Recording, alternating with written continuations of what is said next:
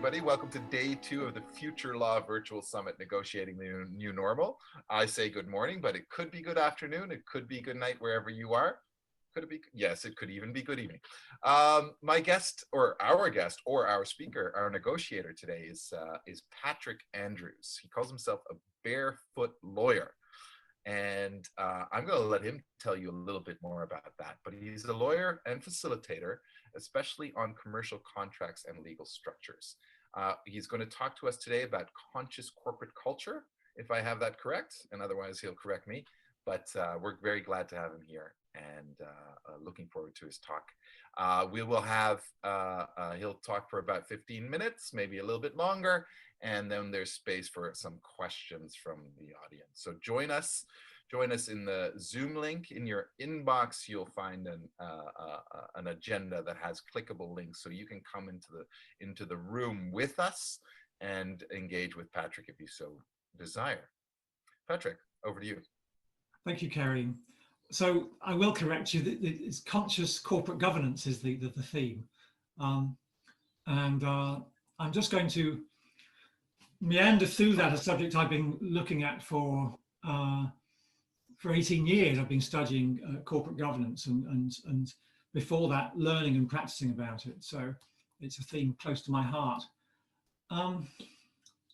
So I wanted to start by just an imaginary journey. And maybe whoever's watching this, we can all sort of close our eyes just for a minute. And we're on a ship, and I live quite close to the sea, so I do often go sailing. And we're sailing out of the English Channel, and it's a few years in the future. And we're on a very advanced sailing cargo ship. So it's got a motor, but most of the time it saves massive amount of energy because it's powered by wind most of the time.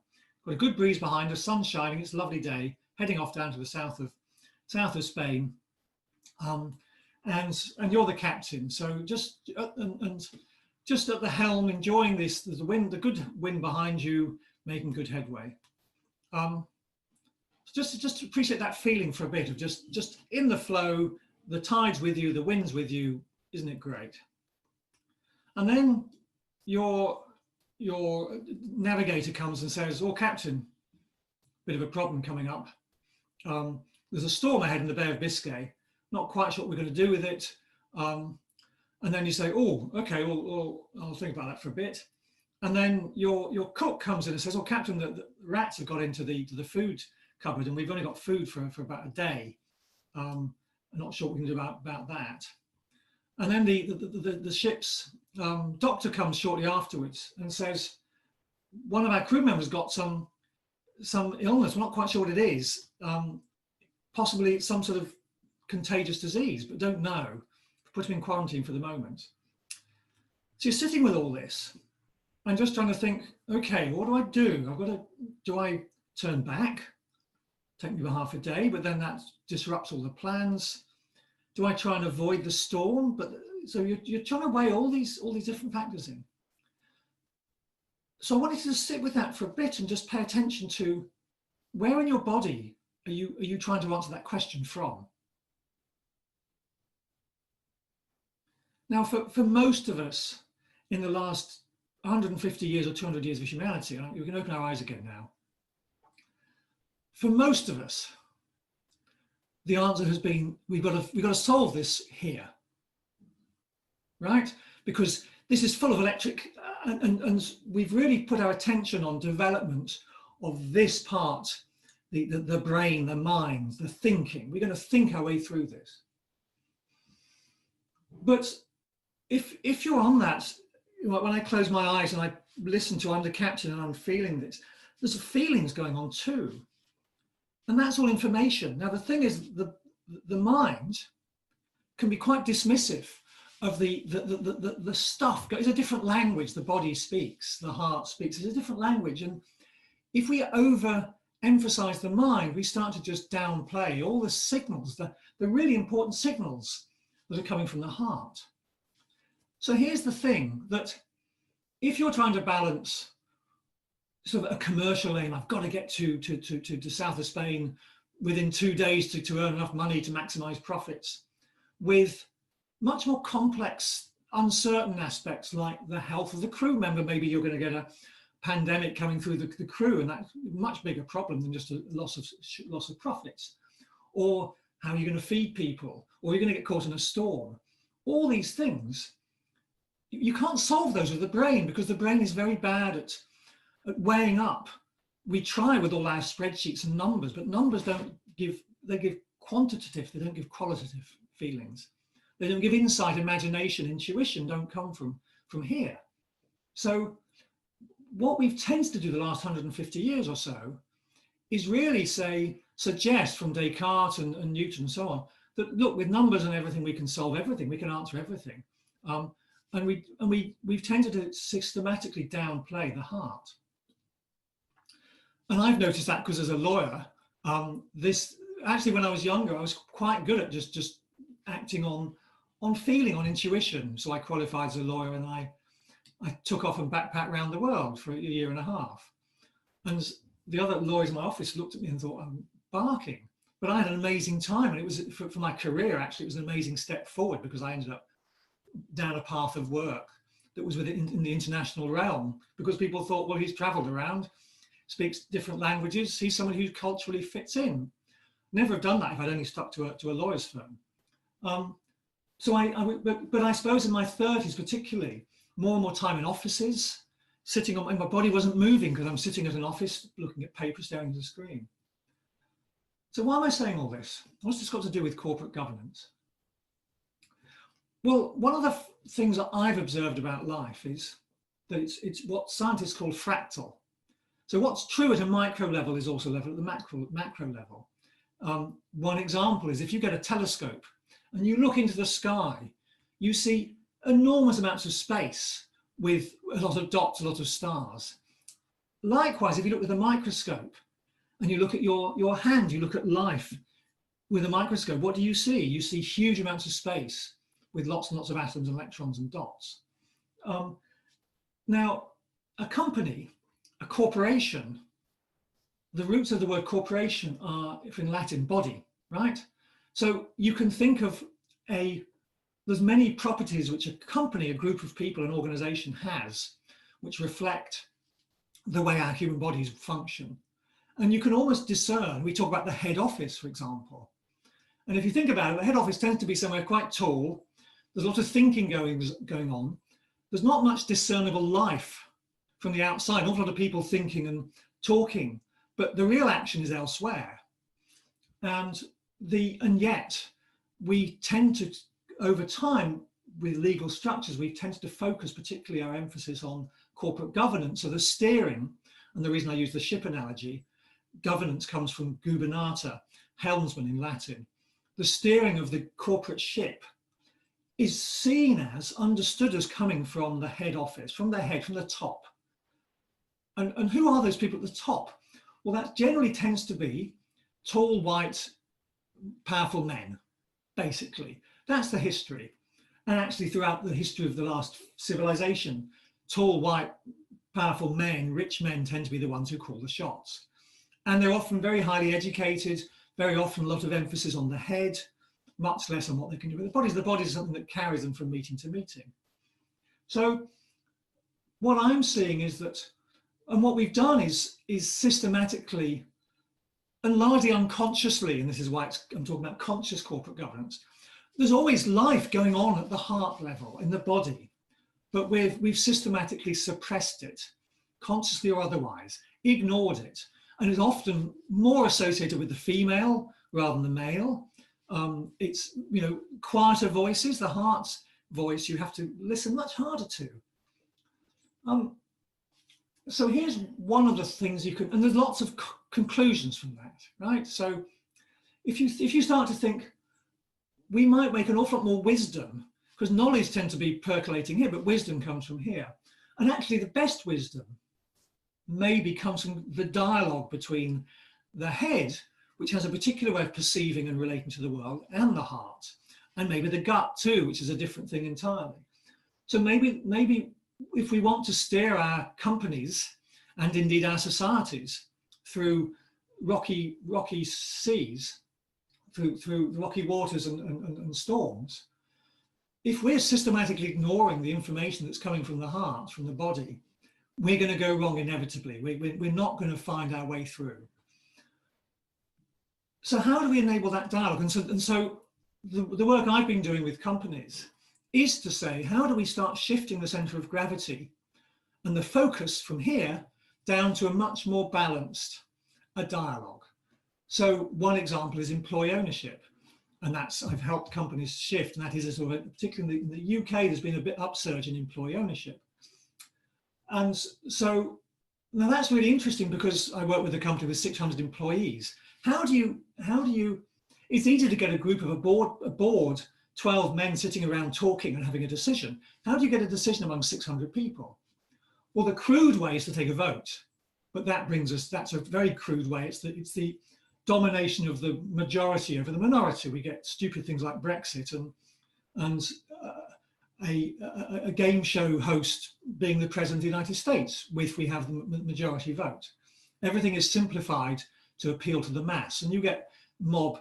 So a dialogue, so what we did with this one employee-owned company is create a council of almost randomly selected or elected individuals, but elected by their peers, 20 people who came and sat round and had facilitated conversations to say, what do we think?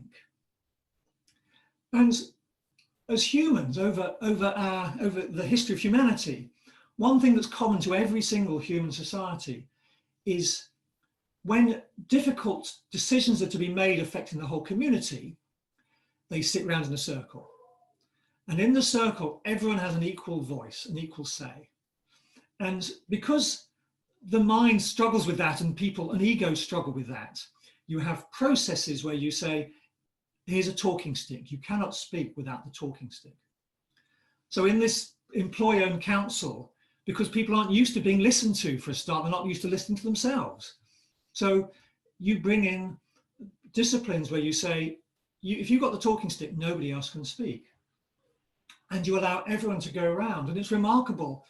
The managers of this company were blown away with the wisdom coming out of this group of mere staff, some of whom were paid minimum wage, packing vegetables in a cold warehouse for 15 years, who'd never been listened to, and were surprising themselves at what they came out with.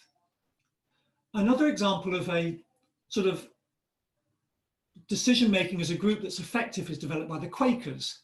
So 400 years ago, the Quakers came out of a sort of a religious conviction about, certainly non-violence was a strong theme, and that made them very challenging to a regime that believed in war and conquering. So very often the Quakers' leaders, George Fox and others, were locked up. And so they had to sit in a group and think how to make a decision without a leader. And one thing they developed, because they believed that not in a simplistic equality, but there is that of God in every person. They said, we never know through whom the wisdom of the group will be expressed. So what the Quakers do, and they still do it these days in many Quaker groups, is they would talk a matter through in a circle and then go into silence. And out of that silence, and the idea was that after about 10 minutes of silence, the space will be opened up and say, whoever is quaking with the need to share something, who feels they've got a genuine contribution to the whole rather than an argument or an axe to grind, would put that into the pot. And there's an example of, and silence is a great integrator because it allows the heart to speak. And that's where the mind actually is uncomfortable with silence. This is why meditation can be so important, because stilling the mind allows us to hear other voices. And one of the beauties of the pandemic, potentially one of the gifts, is this idea of slowing down, because other voices can be heard. We suddenly hear, do you know what, actually nurses and dustbin workers are really important people. So I think, and so maybe one more example, because I could talk about this pet subject for many hours. Because I'm seeing a shift towards more heart-based, more body-based governance systems, acknowledging the complexity of the challenges we face, and that just trying to solve things through science alone, the idea that the pandemic we just have to follow the science is nonsense, because 10 different scientists will analyze the world in 10 different ways. So we have to engage with the body of the population to try and access their wisdom, not through manipulating them and trying to get their vote, but trying to tune into where their wisdom, and help them tune into their own wisdom. And I think that's going to manifest in several ways. So for many, many years, so one of the I'm trying to see how to make the link with well, I'll bring a very tangible example of how this is applying. A McKinsey consultant, a top consultant years ago, had this insight that whenever humanity changes the way it communicates, we change the way we organize. And there have been about 7 clear shifts in the way we organize over the millennia as human beings, through tribes, and then civilization, the dawning of civilization, and cities, and growing at scale each time. And he said, well, we're now communicating much more horizontally with Facebook and email and so on, not so much in a man standing at the top of a room and shouting. So that should mean we'll have to change the way we work. I'm going to go and see if I can find examples of it. And he found, well, he recorded stories of 10 organizations in the world, large organizations, well over 1,000 people, some of them with tens of thousands, who have no managers. And what they've developed is ways of tapping into the intelligence, the collective intelligence of the group. And very often management gets in the way. And the book that's on my shelf here is called, where's it gone? Oh, it's gone. Oh, here it is. It's called Reinventing Organizations. It's become a phenomenon in management circles. I think it's sold 100,000 copies in Japanese, for example, and it was self-published.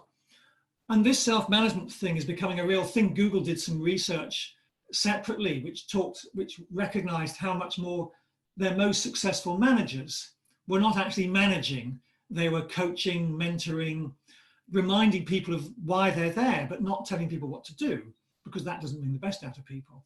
And instead, helping people work in circles to have proper conversations.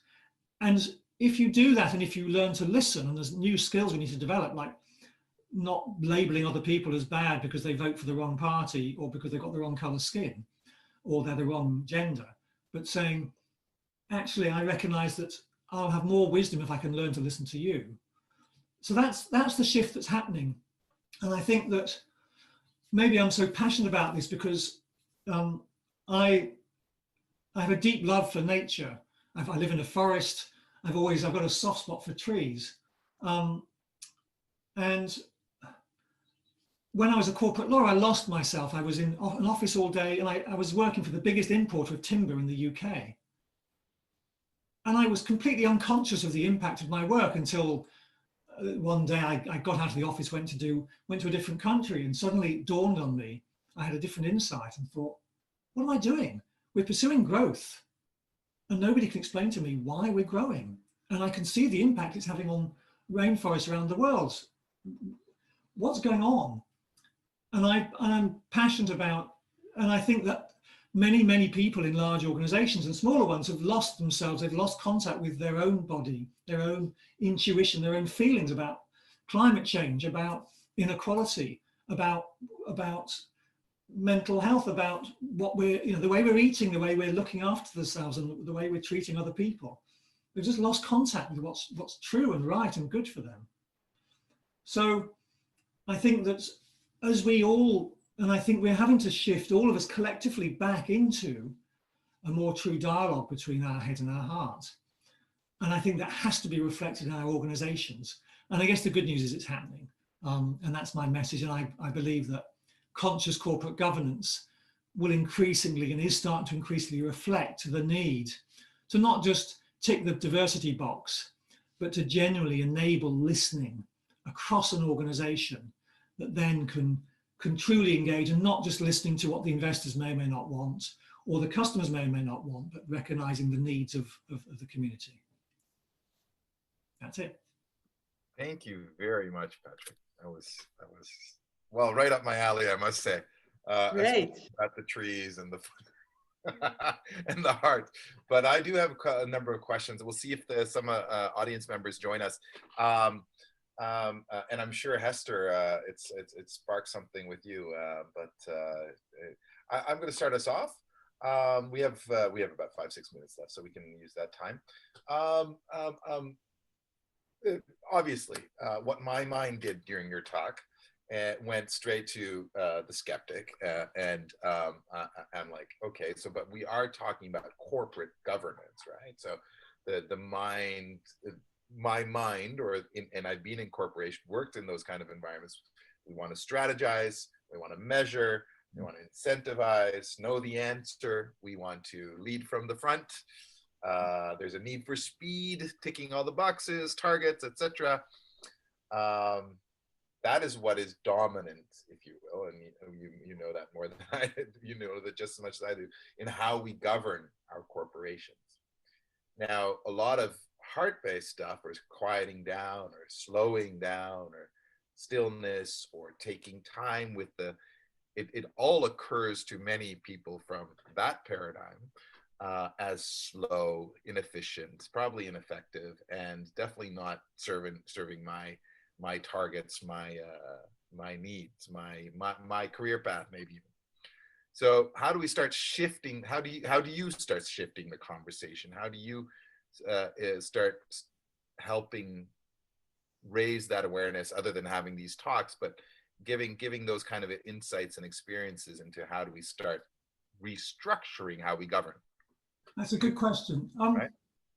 I think my starting point is, as a wonderful quote is, we don't have to survive. We can let all these companies will die anyway, sooner or later. So I don't feel the need to save Exxon or any of these big, or Apple or whatever. I'm just like the pandemic has hit. Sooner or later, they're going to get a wake up. Some of them already have. General Motors was thinking it was quite happy. It's now worth a quarter of what Tesla is. This mind-led way of being in the world is unsustainable. So, and I think there's about 90% of people who are just completely unreceptive, and I don't waste my time with them. I tend to work with, and I think if you're on the stock exchange, you're structurally incapable of listening to the message I've got to give. Because I think you cannot allow, there's all sorts of enlightened CEOs who just say, I cannot say this stuff. They go to, I know somebody who's coaching a CEO from a large company, and he says, well, all this stuff, I know I can't say because I'd be fired. So you try and find the individuals who are able to be receptive and see if they can make a difference. Or I work with businesses who aren't subject to they're not owned by the stock exchange. And I think there's a lot of metaphors with slavery, right? If we think that big organizations need to grow up, for me, it's been a growing up to try and find a balance between my head and my heart.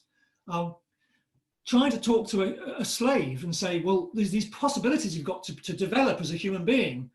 They say, well, it's great, but I've got only permission from the boss. It's just the same with these supposedly powerful CEOs of Exxon or whatever. They're slaves to the stock exchange. So I don't see a sustainable future for an Exxon or whatever unless the stock exchange crashes. I mean, we have to completely reboot the system. So I'm a radical. I do not see. I think stock exchange ownership of companies and the way we've got it is incompatible with life on Earth, basically. So it's got to crash.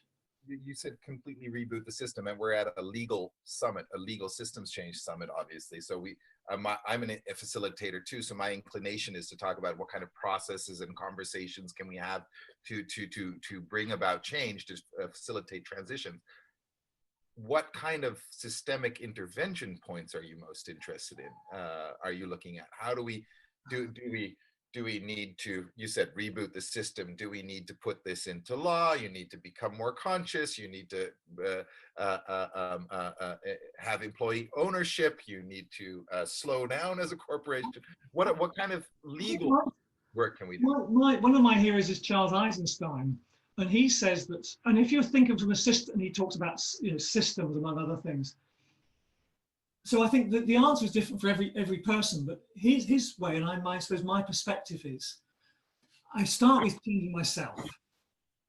because you can't have any real, make any difference unless you start myself. Just as a parent, my first start is, how do I model what I'm trying to teach my child? If I'm trying to teach them to use the phone less, I better start using my phone less. So I'm a Gandhian from that point of view. Start with yourself. I then try to be selective with my clients and try to be true to myself with whatever clients come to me.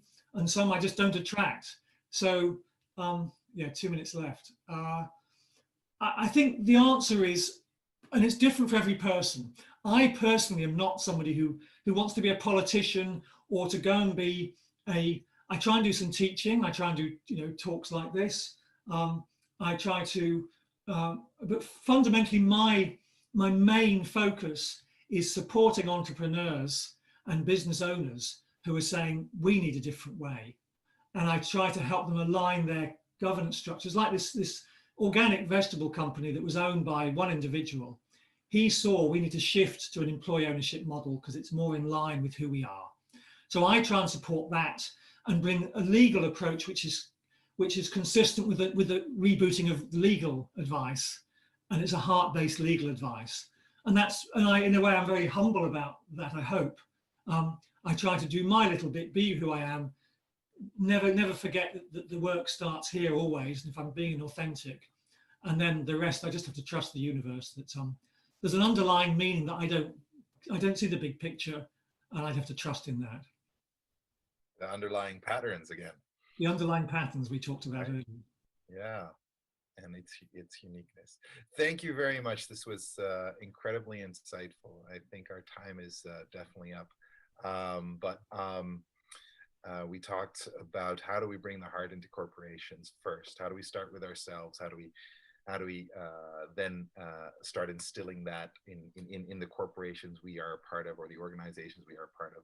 And then how might we move from there to governance structures that tap into wisdom? I thought it was really enlightening. Thank you very much, Patrick. I hope you'll stick around because there's so much more coming up.